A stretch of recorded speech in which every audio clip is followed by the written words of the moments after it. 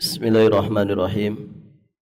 Assalamualaikum warahmatullahi wabarakatuh.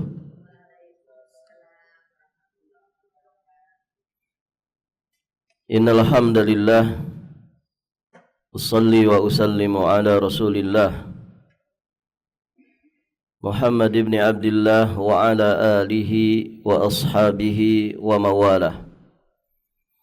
Asyhadu an la ilaha illallah wahdahu rabbi la syarika lah wa asyhadu anna Muhammadan abduhu wa rasuluh, amma ba'd.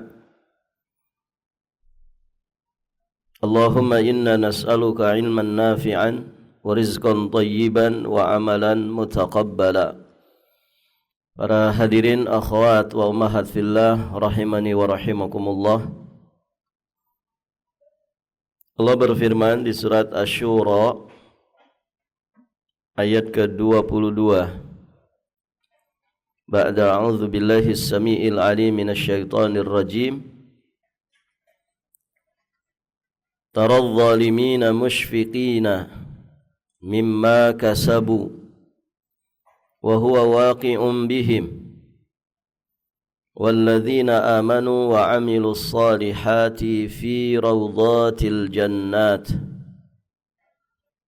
لهم ما يشاءون عند ربهم ذلك هو الفضل الكبير.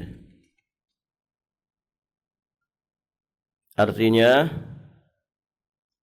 kamu lihat orang-orang yang zalim sangat ketakutan karena kejahatan-kejahatan yang telah mereka kerjakan.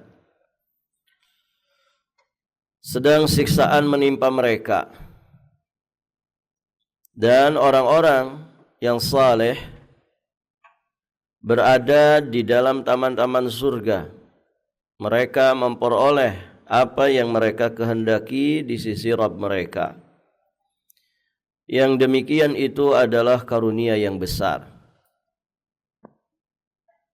Ibu-ibu yang dirahmati Allah, ada beberapa pelajaran yang bisa kita ambil dari ayat yang mulia ini.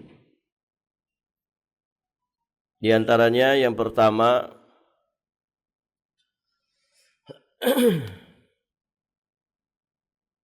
ayat ini menjelaskan tentang keadaan orang-orang zalim di akhirat nanti. Ternyata keadaan orang zalim yang suka nurutin kemauan syaitan, suka ngikutin hawa nafsu, keadaan mereka sangat ketakutan saat diadili di akhirat nanti. Kalau orang diadili, kok dia takut saat diadili? Itu tanda apa, Ibu? Berarti dia beneran punya salah. Karena kalau orang diadili dan dia tegak lurus berada di atas kebenaran, ya dia tidak akan takut. Nah, orang-orang zalim ini sangat ketakutan saat diadili di akhirat nanti. Di ayat yang lain surat Thaha ayat 111 Allah Subhanahu wa taala berfirman, wa anatil wujuhu lil hayyil qayyum wa qad khaba man hamala dzulma. Semua wajah tertunduk di hadapan Allah yang maha hidup lagi maha mengurus. Kemudian Allah tegaskan, wa qad khaba man hamala dzulma. Sungguh rugi orang yang membawa kezaliman. Karena orang yang membawa kezaliman, tertunduk wajahnya adalah keadaan yang menggambarkan penuh penyesalan pada dirinya. Semua orang mungkin tertunduk di hadapan Allah, namun tentu masing-masing membawa kapasitasnya, membawa amaliyahnya. Yang dia sejatinya amalnya bisa memasukkan dirinya ke surga, ya mungkin saja tertunduk dia menyesal, namun penyesalannya tidak akan sebesar orang-orang yang kemudian akan masuk ke dalam neraka. Ya, seperti orang-orang zalim ini. Makanya kezaliman disifati oleh Nabi Shallallahu Alaihi Wasallam sebagai kegelapan. Di riwayat Imam Bukhari dan juga Imam Muslim, Nabi menyatakan az-zulmu zulumatun yaumal qiyamah. Kezaliman adalah kegelapan pada hari kiamat. Di dunia saja orang zalim itu sejatinya berada dalam kegelapan. Maka bagaimana lagi di kehidupan akhiratnya jika dia membawa mati kezalimannya itu.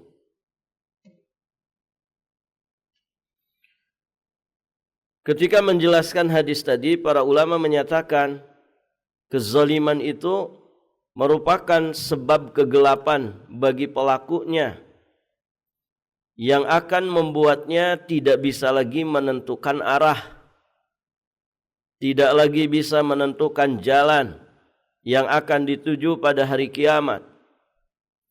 Atau bisa juga dia menjadi sebab kesempitan dan kesulitan bagi pelakunya. Taib, ibu yang dirahmati Allah. Ya, orang itu kalau ada di dalam kegelapan, maka dia rawan celaka. Rawan celaka. Dan kegelapan itu menakutkan. Barakallahu fikum. Ya, semua orang biasanya tidak suka kegelapan. Kan begitu. Terlebih ya saat dia sangat membutuhkan cahaya. Maka kegelapan itu sesuatu yang ditakuti. Nah, demikianlah gambaran kezaliman. Dia kegelapan yang menjadikan manusia berada dalam kegelapan sehingga dia tidak bisa lagi menentukan arah, tidak tahu lagi tujuan. Namanya sedang ada di dalam kegelapan. Baik, ibu-ibu yang dirahmati Allah.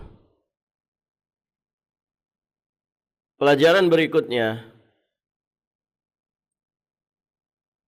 keberanian seorang hamba dalam menerjang batasan-batasan Allah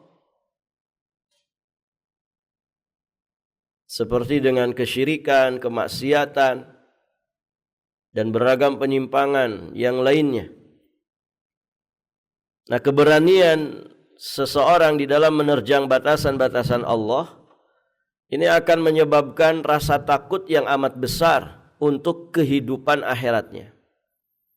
Kalau di dunia ini orang berani melanggar batasan-batasan Allah, maka keberaniannya ini akan berbuah rasa takut yang luar biasa di kehidupan akhiratnya. Begitulah yang digambarkan oleh Nabi SAW. Di dalam riwayat Imam Ibn Hibban, derajatnya hasan, dihasankan oleh Imam Al-Albani. Rasulullah sallallahu alaihi wasallam bersabda, yaqulullah azza wa jalla, Allah berfirman, berarti ini hadis qudsi. Wa izzati la ajma'u ala abdi khawfaini wa la ajma'u lahu amnaini. Allah berfirman, demi kemuliaan dan keagunganku, aku tidak mengumpulkan pada diri hambaku dua rasa aman. Dan aku tidak mengumpulkan pada diri hambaku dua rasa takut. Maksudnya bagaimana? Allah melanjutkan, idza aminani fid dunya akhaftuhu yaumal qiyamah. Jika dia merasa aman dariku ketika di dunia, maka aku akan membuatnya takut pada hari kiamat. Nah, orang-orang yang merasa aman dengan beragam penyimpangannya, orang-orang yang merasa aman dengan beragam kemaksiatannya, dengan beragam kedurhakaannya terhadap Rasulullah, dengan beragam penyimpangan akidahnya, maka rasa amannya dia di dunia itu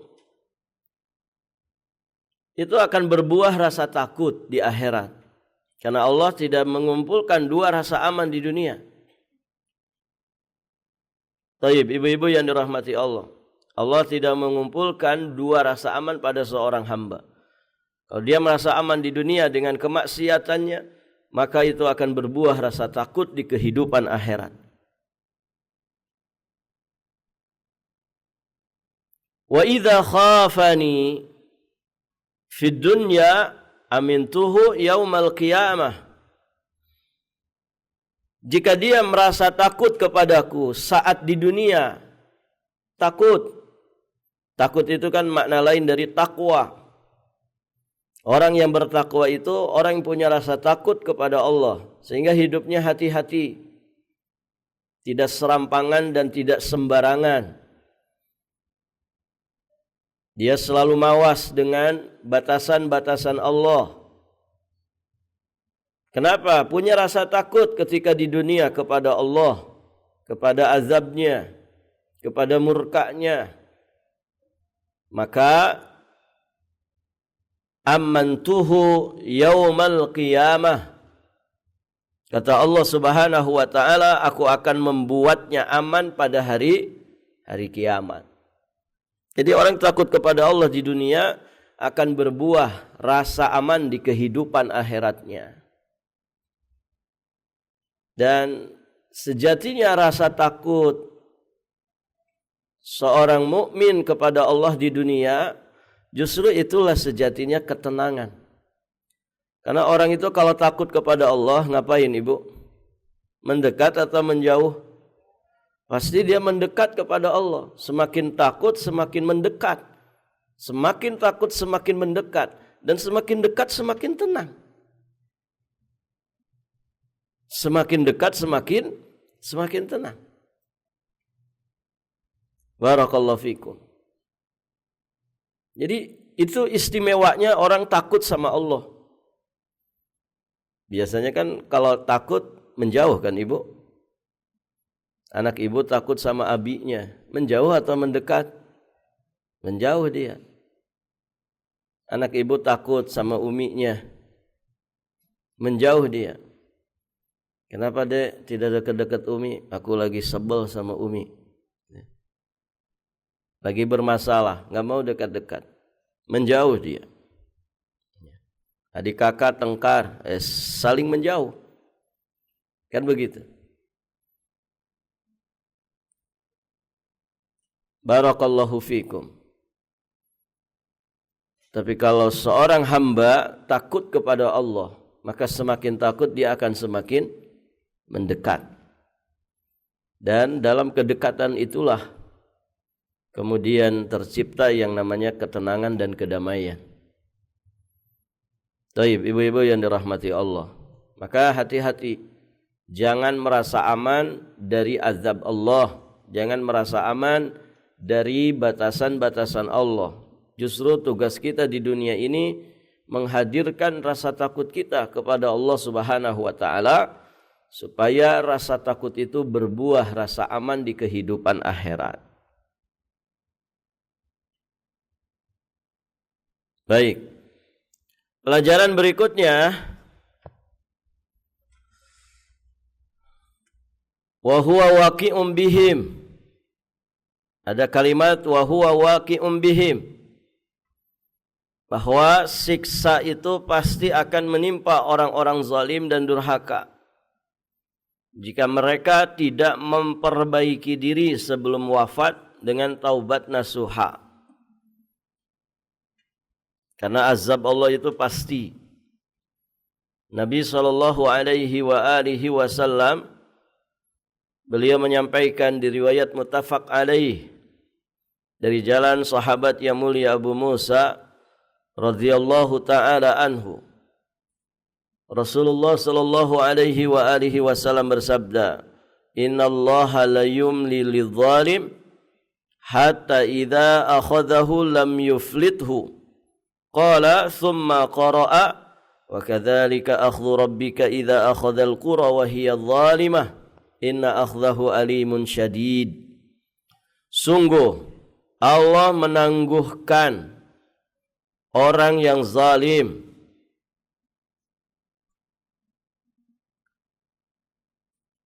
Tetapi apabila Allah telah menghukumnya, dia tidak akan melepaskannya. Ya, terkadang ibu-ibu yang dirahmati Allah, orang zalim itu ditangguhkan. Penangguhan Allah terhadap orang-orang zalim, tidak segeranya Allah menyiksa mereka. Hal itu sejatinya sebagai bentuk istidraj bagi mereka. Dan juga bentuk pelipat gandaan siksa jika mereka itu tidak mau bertaubat. Na'udzubillah. Tapi kalau sudah kena hukuman, maka Allah tidak akan melepaskannya. Kemudian Nabi SAW membaca firman Allah, yakni di surat Hud ayat 102, yang artinya, begitulah azab Rabbmu apabila dia mengazab penduduk negeri-negeri yang berbuat zalim. Sesungguhnya azabnya itu sangat pedih lagi keras. Nasallallahu as-salama wal afiyah. Kemudian ibu-ibu yang dirahmati Allah, selanjutnya Allah Subhanahu wa taala menjelaskan tentang keadaan orang-orang beriman dan beramal saleh. Berarti ini kebalikan dari orang-orang zalim. Kebalikan dari orang-orang zalim. Allah berfirman, "Walladzina amanu wa amilus salihat fi raudhatil jannat." Dan orang-orang saleh, mereka berada di raudhat. Jamak dari raudhatun. Raudhat. Apa artinya, Ibu?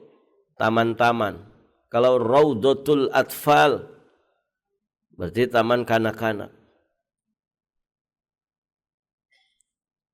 Orang-orang yang beriman dan beramal saleh, mereka berada di taman-taman surga. Di taman-taman surga. Baik. Di sini disebutkan iman dan amal saleh. Allah Subhanahu wa taala seringkali menyandingkan iman dan amal saleh di dalam Al-Quran dengan ungkapan amanu wa amilus salihat.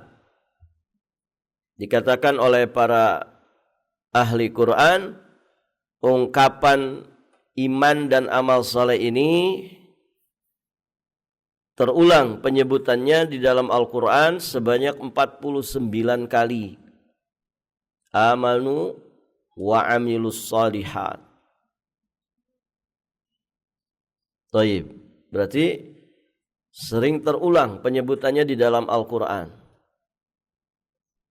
Nah, seringnya iman dan amal soleh itu disandingkan, sejatinya menunjukkan bahwa keduanya merupakan satu kesatuan yang menyatu kuat dan tidak bisa dipisahkan.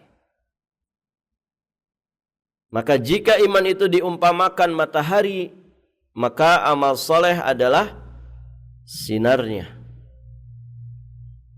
Wujud dari iman seseorang adalah terlaksananya kebaikan dalam segala aspek kehidupannya.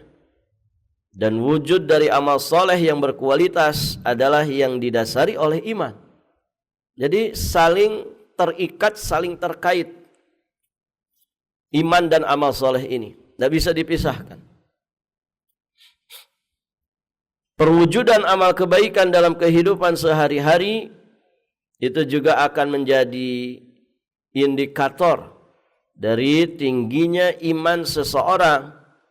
Ya, sebagaimana yang kita pahami dari penjelasan akidah ahli sunnati wal jamaah, dan ini disepakati oleh para ulama, al-imanu yazidu wa yanqus. Iman itu bertambah dan berkurang. Yazidu bit ta'ah wa yanqusu bil ma'siyah. Bertambah dengan ketaatan dan berkurang dengan kemaksiatan. Maka berarti saling terikat dan saling terkait iman dan amal saleh. Barakallahu fikum. Bukti keimanan adalah teraplikasikan pada amal soleh. Bukti amal soleh itu berkualitas di sisi Allah adalah didasari oleh iman. Kedua-duanya saling terikat dan saling terkait. Amal soleh juga menjadi indikator ya tingginya derajat iman seseorang. Karena semakin banyak amal ketaatan, amal soleh yang dilakukan, maka berarti semakin bertambah keimanannya. Jadi nambah iman itu berarti nambah amal soleh. Sebagaimana nambah syukur adalah nambah amal soleh. Tayyib, ibu-ibu yang dirahmati Allah. Kemudian pelajaran berikutnya, Allah Subhanahu wa taala di dalam ayat ini menyebutkan fadlul kabir, karunia yang begitu besar. Bagi siapa? Bagi orang-orang yang beriman dan beramal soleh. Bagi orang-orang yang menjamak antara iman dan amal soleh. Apa itu? Pertama, Allah nyatakan bahwa mereka itu fi raudhatil jannat. Mereka berada di taman-taman surga. Ibu kalau sedang di taman rasanya gimana?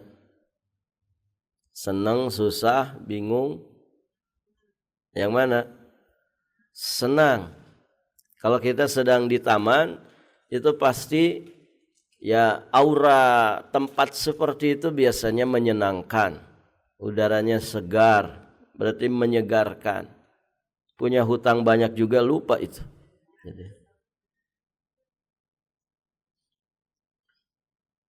Itu kalau kita sedang di taman. Taman mana? Taman dunia, buatan orang, buatan manusia. Bisa jadi yang membuatnya dia tidak punya taman itu. Menenangkan. Ya, saking senangnya orang berada di taman, kadang dia bikin taman buatan di rumahnya. Ya kan Ibu? Zaman sekarang tuh apa yang tidak bisa dibuat gitu. Ada orang saking pusing buang duit gitu ya. Karena ada orang yang susah buang duit. Dia bikin itu hutan buatan di sekeliling rumahnya. Ada pohon-pohon gede begitu ya. Nanti ada sungainya lengkap dengan batu-batuannya, tapi semuanya buatan. Ada air terjun kecilnya. Barakallahu fikum. Ada ikan-ikannya. Jadi kalau buka pintu itu kayak langsung menghadap ke hutan yang asri. Dengan sungai dan air terjunnya. Dibuat itu. Habis sekian ratus juta. Begitu kan? Saking pengennya ya dengan taman-taman surga. Kalau di sebagian kampung Ibu itu alamiah. Buka pintu itu langsung sungai jernih. Kemudian di pojok sebelah kanannya ada air terjun tinggi banget. Itu sampai viral kan di media sosial. Taib. Orang kalau ada di taman itu pasti menyenangkan. Nah itu kalau kita bicara taman dunia, ya mungkin buatan orang, begitu kan? Ditata sama orang. Maka bagaimana lagi kalau ada di taman surga? Bagaimana gambaran taman surga? Tidak bisa digambarkan. Kenapa? Karena sudah dinyatakan a'dadtu li ibadiyas salihin ma la ainun ra'at wala udhunun sami'at wala khatara ala qalbi bashar. Aku telah mempersiapkan bagi para hambaku yang saleh apa? Kenikmatan surga yang tidak pernah terlihat mata sebelumnya, tidak pernah terlihat oleh tidak pernah terdengar oleh telinga sebelumnya, tidak pernah terbesit di dalam hati manusia sebelumnya. Jadi seindah apapun yang kita bayangkan tentang taman-taman surga, maka bayangan kita itu keliru. Bayangan kita itu enggak sesuai kenyataannya nanti di sana. Karena tidak pernah terlihat mata, tidak pernah terbesit di hati manusia. Ya apalagi orang yang tidak pernah melihat tempat-tempat indah, dia mau bayangin dengan yang di mana gitu. Masa mau dibayangin Sungai Ampal gitu. Taib. Ibu yang dirahmati Allah. Di ayat yang lain Allah tegaskan di surat Al-Hijr ayat 45, innal muttaqina fi jannatin wa uyun. Innal muttaqina fi jannati wa uyun. Sesungguhnya orang-orang yang bertakwa itu berada di dalam taman-taman surga.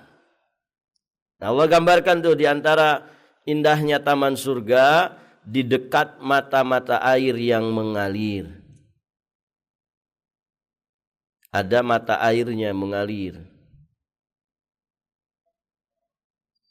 Di surat Muhammad ayat 15 juga dijelaskan, mathalul jannati allati wa'idal muttaqun fiha anharun mimma'in ghairi asin wa anharun min labanin lam yataghayyar ta'muh wa anharun min khamrin ladzati lisyaribin wa anharun min asalin musaffa lahum fiha min kulli thamarat wa maghfiratun min rabbihim.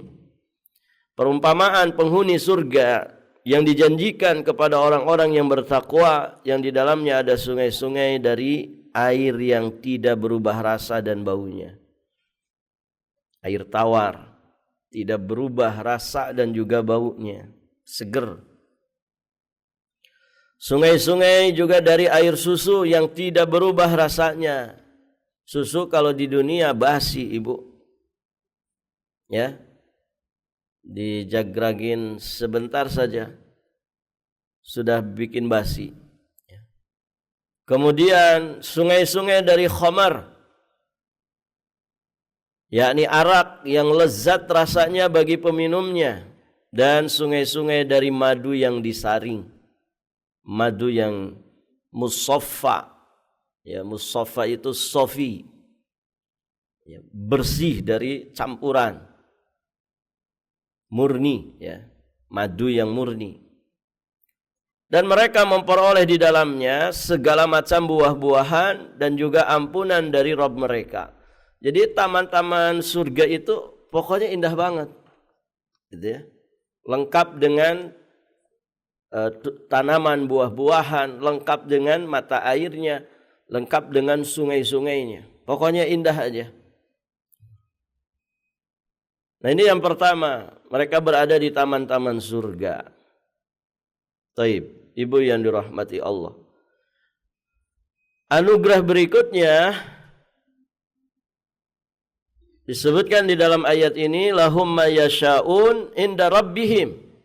Lahum ma yasha'una inda rabbihim. Mereka mendapatkan apapun yang mereka inginkan. Mereka mendapatkan apapun yang mereka inginkan. Berarti semua keinginan mereka akan dikabul. Masya Allah. Kalau kita menginginkan sesuatu di dunia pasti diijabah? Belum tentu.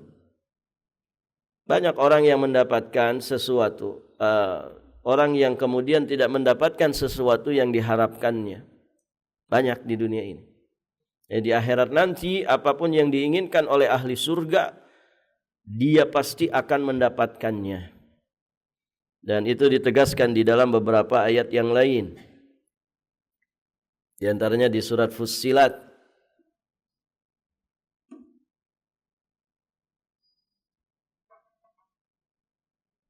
ayat 31-32. Walakum fiha ma tashtahi anfusukum walakum fiha ma tadda'un nuzulan min ghafurir rahim.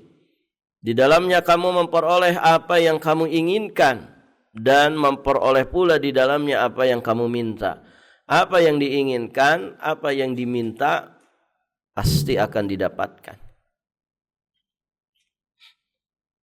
Di surat Az-Zuhruf ayat 71. Allah juga berfirman, "Wa fiha ma tashtahihil anfus wa taladzul a'yun wa antum fiha khalidun." Dan di dalam surga itu terdapat segala apa yang diingini oleh hati, wa taladzul a'yun, dan sedap dipandang mata, dan kamu akan kekal di dalamnya.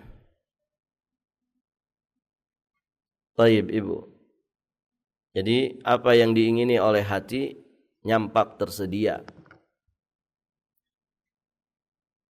Dan semuanya sedap dipandang mata. Itulah keadaan orang-orang beriman dan beramal saleh di akhirat.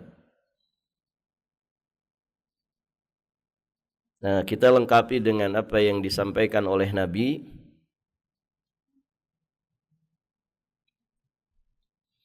Yunadi munadin yakni fi ahlil jannah, inna lakum an tasihhu fala tasqamu abadan. Akan diserukan bagi penduduk ahli surga. Yunadi munadin yakni fi ahlil jannah. Akan diserukan, ada penyeru yang menyeru dan diserukan kepada penduduk yang ada di dalam surga. Inna lakum an tasihhu fala tasqamu abadan. Bagi kalian kehidupan, bagi kalian kesehatan. Taib. Ini kurang lengkap terjemahnya. Inna lakum an tasihhu fala tasqamu abadan. Sesungguhnya bagi kalian kesehatan dan kalian tidak akan pernah sakit selama-lamanya. Wa inna lakum an tahyau fala tamutu abadan. Dan bagi kalian kehidupan yang tidak akan pernah ada kematian selama-lamanya. Kalian akan hidup abadi, tidak akan pernah mati selama-lamanya. Wa inna lakum an tashibbu fala tahramu abadan. Bagi kalian umur muda, maka kalian tidak akan menjadi tua selama-lamanya. Kalian akan selalu muda, tidak akan pernah jadi orang tua. Kemudian, wa inna lakum an tan'amu fala tab'asu abadan. Bagi kalian kenikmatan dan tidak ada kesusahan selama-lamanya di dalamnya. Jadi nikmat terus, tidak ada kejemuan, tidak ada kebosanan, tidak ada kesusahan selama-lamanya di dalamnya. Di sini sahih riwayat Imam Muslim. Tentu ini bertolak belakang dengan keadaan manusia di mana? Di dunia. Kalau keadaan manusia di dunia semuanya sama, antara sehat dan sakit, antara hidup dan mati, antara tua dan muda, antara nikmat dan susah, kan begitu? Ya tidak, Ibu? Coba saya tanya di sini, ibu-ibu yang sampai detik ini nggak pernah sakit siapa? Ada? Nggak pernah sakit, nggak pernah korengan, nggak pernah sakit gigi, nggak pernah migrain, nggak pernah demam, nggak pernah batuk, nggak pernah pilek. Ada di sini? Tidak ada. Sama, yang kaya, yang miskin sama, yang punya hutang, yang tidak punya hutang sama, pasti pernah pusing. Ya tidak, Ibu? Orang kaya pernah pusing nggak, Ibu? Duh, enak ya jadi orang kaya. Kayaknya saya nggak akan pernah pusing kalau jadi orang kaya. Justru jadi orang kaya itu semakin pusing. Makin kaya makin pusing. Tanya saja orang kaya. Pusing nggak hidup itu? Ya. Pusing. Mohon maaf, saya beberapa kali ketemu orang kaya, Ibu. Itu kayak punya beban berat. Tidak los begitu, ketemu orang tidak los, kayak kan beda ya ekspresi orang tuh. Kalau Ya, walaupun kita tidak tahu ya sesungguhnya, tapi kan wajah itu bisa mewakili, kan begitu. Kaya itu, kaya banget kaya. Tapi kok kelihatannya tidak los begitu. Kayak menyimpan beban berat begitu. Ya, mending orang miskin masih bisa senyum-senyum begitu ya. Walaupun di rumahnya nggak ada beras, dia enjoy saja. Taib, ibu yang dirahmati Allah. Jadi sama semuanya. Antara sehat dan antara sakit. Antara hidup dan mati, ya itu kehidupan. Ada yang mati, ada yang lahir, kan begitu. Ada yang masih hidup, ada yang sudah tiba ajalnya. Nah, itulah kehidupan dunia. Sama juga ada yang sekarang jadi muda, ada yang sekarang jadi tua. Ya tidak ibu? Ada juga yang semakin tua. Karena sebelumnya dia sudah tua. Sekarang semakin tua. Begitu. Barakallahu fiikum. Taib, ibu-ibu yang dirahmati Allah. Antara susah, antara senang. Kan begitu. Itu kehidupan di dunia. Jadi biasa saja hidup di dunia itu. Yang luar biasa itu kalau hidup di surga. Kalau di dunia biasa saja ibu, biasa. Jadi tidak usah terlalu wah sama orang kaya. Biasa aja. Orang kaya juga pasti pernah sakit gigi itu dia. Ya. Pernah migrain itu, pasti itu. Orang kaya juga ubanan sama. Gitu. Jadi biasa saja. Biasa. Ke orang kaya jangan ngejilat, ke orang miskin jangan nginjek. Kan begitu. Biasa saja hidup ini. Makan di bintang 5, biasa saja. Di kaki 5 juga biasa saja. Ya. Makan di bintang 5 enggak jadi sombong. Makan di kaki 5 tidak jadi minder. Biasa saja. Dunia. Apa yang spesial dari dunia? Ya ibu. Apa yang spesial dari dunia? Enggak ada. Yang spesial itu iman dan takwa yang dibawa mati. Itu spesial karena nanti akan berbuah surga. Malah ya kalau ada orang pertentang-pertenteng dengan dunia, norak jadinya. OKB kata orang. Orang kaya baru atau OBK, orang baru kaya. Ya, biasanya norak. Biasa saja. Dunia itu biasa. Apa yang dibanggakan dari dunia ini? Ya. Wajah glowing, biasa saja. Sebentar lagi juga gulawing.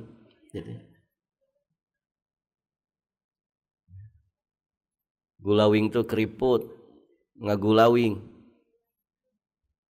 Tadinya kencang jadi kendor, nah itu gulawing namanya. Bahasa barat itu. Itu dunia. Yang spesial itu adalah surga. Ya ibu. Maka teruslah bersemangat untuk meraih surga tertinggi sehingga dapat bersanding bersama Nabi sallallahu alaihi wasallam. Bersabarlah atas segala hambatan, rintangan yang menghadang dalam perjalanan kita menuju surga. Karena semua akan terbayarkan saat kita pertama kali menginjakkan kaki di surga. Kalau katanya Abu Bakar As-Siddiq radhiyallahu taala anhu, la khaira fi khairin ba'dahu nar, wa la syarra fi syarrin ba'dahul jannah. Tidak ada istilah keberuntungan jika setelahnya neraka. Tidak ada istilah kerugian, kesialan jika sesudahnya adalah surga. Betapa pangkat, jabatan, popularitas, kesombongan, kezaliman, kepongahan. Di depan orang selalu membusungkan dada, rasa-rasanya dia paling hebat. Ujung-ujungnya disiksa di neraka. Buat apa? Lenyap itu seketika. Semua kepongahannya, kesombongannya, kemewahannya, fasilitasnya. Kalau ujung-ujungnya neraka. Lantas apalah artinya lelah letihnya kita beribadah, jatuh bangunnya kita menghadapi beragam macam tantangan, rintangan untuk kita bisa meraih surga. Apa artinya itu semua kalau kemudian akhirnya kita finish di surga? Lenyap itu semua, penderitaan itu lenyap, terbayarkan ya dengan keindahan surga yang tidak ada tandingannya. Barakallahu fikum. Demikian ibu-ibu yang dirahmati Allah. Jadi ya sabar menghadapi kehidupan dunia itu sabar. Terus istiqomah begitu ya. Sebentar kok kita itu sabar. Sampai kapan? Sampai mati. Kalau besok mati berarti sampai besok saja. Jadi sing sabar. Sing sabar. Kalau kita diuji kesusahan, ya sabar. Kalau kita diuji dengan usia tua, ya sabar. Emang pengen muda lagi dan tidak bisa, ya sabar. Gitu ya. Diuji dengan sakit, ya sabar. Diuji dengan apa lagi, Bu? Ya. Diuji dengan rumah tangga mungkin, sabar. Semua rumah tangga juga punya masalah, kan begitu. Orang tua diuji sama anaknya, anak diuji orang tuanya. Sabar. Nggak ada yang sempurna di dunia ini. Sabar, terus dijalani dengan sebaik-baiknya sambil terus ikhtiar memperbaiki diri. Barakallahu fikum. Karena orang-orang yang berhasil finish di surga itu, itulah gambaran orang-orang yang sabar ketika di dunia. Baik, ibu-ibu yang dirahmati Allah. Baik, sampai di sini dulu pelajaran kita. Barakallahu fiikum. Baik, sampai di sini kita akhiri dan kita tutup dengan doa kafaratul majlis. Subhanakallahumma bihamdik asyhadu an la ilaha illa anta astaghfiruka wa atubu ilaik. Assalamualaikum warahmatullahi wabarakatuh.